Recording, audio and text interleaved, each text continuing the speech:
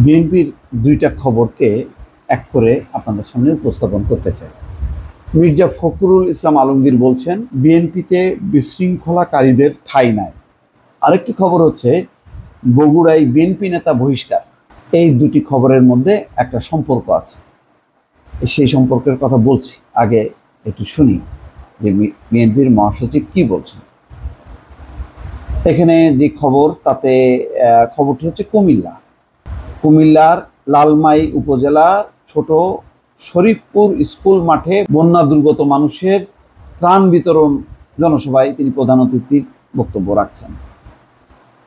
বিশৃঙ্খলাকারীদের বিএনপিতে ঠাঁই নেই বলে জানিয়েছেন দলের মহাসচিব মির্জা ফখরুল ইসলাম আলমগীর। দলের নাম নিয়ে যারাই বিশৃঙ্খলা করবে তাদের আইন শৃঙ্খলা বাহিনীর হাতে সোপর্দ করতে হবে। এই যে তিনি বললেন, কোথায় বললেন? কুমিল্লায় বললেন। এর মেসেজটা বুঝতে পারছেন? তারেক রহমান কিন্তু বলছেন, মির্জা ফখরুলও বলছেন, কিন্তু এই কাজটা করবে কে? আজকে আপনাকে বলি যে এই সংক্রান্ত খবরগুলো কিন্তু আমি প্রায় ভিডিওতে এখন আনছি সামনে, কারণ আমার মনে হচ্ছে যে সামনে একটা মনে হয় বিপদ আসতেছে। সেই বিপদের ভিকটিম হবে বিএনপি। দলের নেতারা চেষ্টা চালাচ্ছেন, কিন্তু পুরোটা সফল হচ্ছেন না বলে আমার কাছে মনে হচ্ছে। তারা কিছু অ্যাকশান নিচ্ছেন, কিন্তু অ্যাকশানেও যথেষ্ট কাজ হচ্ছে বলে আমার মনে হচ্ছে না।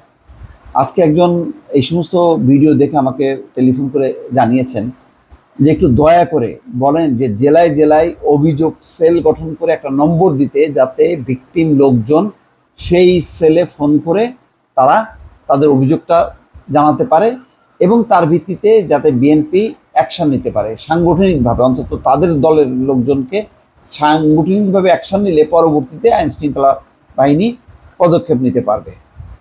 আমি পাশাপাশি বলি যে এটা একটা ভালো প্রস্তাব, যে জেলায় জেলায় যদি সেল গঠন করে এবং সেই সেলটা যদি কার্যকরী হয়, তারা অভিযোগ পাওয়া মাত্রই সেটা তদন্ত করবে এবং তদন্ত করে তারা ব্যবস্থা নেবে, আইনগত ব্যবস্থা নেবে। যদি সাংগঠনিক ব্যবস্থা নেওয়ার প্রয়োজন হয়, সাংগঠনিক ব্যবস্থাও নেবে। এবং আমার ধারণা যে এই সেলের রিপোর্টগুলি যদি তারেক রহমানের কাছে যায়, তারেক রহমান বিন্দুমাত্র কোনো দ্বিধা করবে না অ্যাকশন নিতে, আমার বিশ্বাস। আরেকটা কাজ করতে পারে, তারা একটা ভ্রাম্যমাণ আদালতও করতে পারে। ওই সেলে যে অভিযোগগুলো আসলো, সেই অভিযোগগুলো তারা একটা ছোট টিম করে দিতে পারে। সেই টিমটা ঘটনাস্থলে গেল, সব পক্ষের সঙ্গে আলাপ আলোচনা করে তারপরে তারা যদি মনে করে যে না এটা সাংগঠনিক পদক্ষেপ, তাহলে সেই সুপারিশ করতে পারে। অথবা যদি মনে করে আইনগত ব্যবস্থা নেওয়া উচিত, তাহলে সেই সেলের যে প্রধান সমন্বয়ক তার কাছে দিল। তখন তারা তার ভিত্তিতে একটা যদি ব্যবস্থা নেওয়া শুরু করে, বিভিন্ন জেলায় জেলায় যদি এই কার্যক্রমটা শুরু করে, আমি মনে করি বিএনপি অনেক বদনামের হাত থেকে রেহাই পাবে।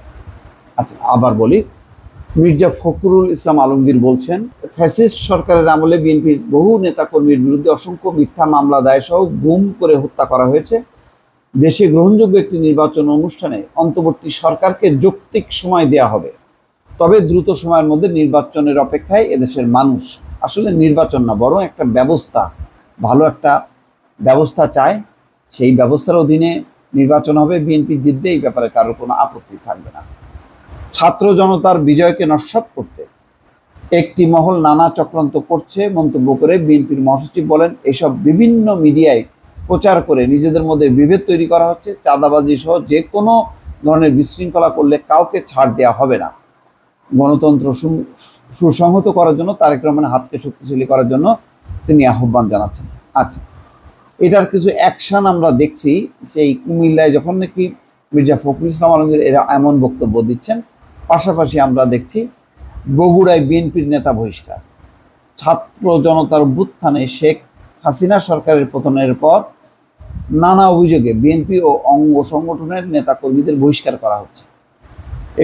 এবার বগুড়া জেলা বিএনপির সহ সাংগঠনিক সম্পাদক SM তাজুল ইসলামকে বহিষ্কার করেছে দল। ভালো, এই বহিষ্কারের মাত্রাটা অনেক বাড়াতে হবে, তাদের বিরুদ্ধে সাংগঠনিক এবং আইনগত ব্যবস্থা নিতে হবে। বোঝাই যাচ্ছে যে কি কি অভিযোগ আসছে, কি কি কারণ যেখানে পরিবহন, যেখানে শিল্প কারখানা, সেই সব জায়গাগুলোকে কেন্দ্র করে চলছে তুগলকি কারবার, এটা ঠেকাতে হবে। এখানে একটা শৃঙ্খলা প্রতিষ্ঠা করতে হবে। এছাড়া বিএনপির জন্য একটা ভয়ঙ্কর বিপদ আসবে বলে আমি আবারও বলছি যে আমি শঙ্কিত। ভালো থাকবেন। আল্লাহ হাফেজ।